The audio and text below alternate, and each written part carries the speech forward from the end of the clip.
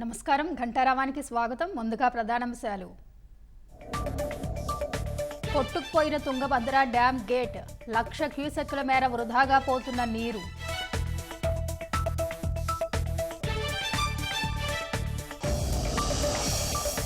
Tungabhadra gate కొట్టుకుపోవడంపై Chandrababu ఆరా. అప్రమత్తంగా ఉండాలని మంత్రి నిమ్మల అధికారులకు ఆదేశం.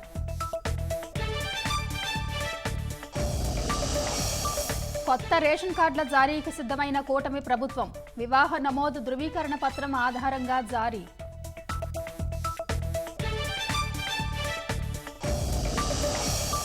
వైసీపీ పాలనలో మసకబారిన నూజివీడు ట్రిపుల్ ఐటీ ప్రతిష్ట. అంతులేని అక్రమాల ప్రక్షాళనకు విద్యార్థుల డిమాండ్.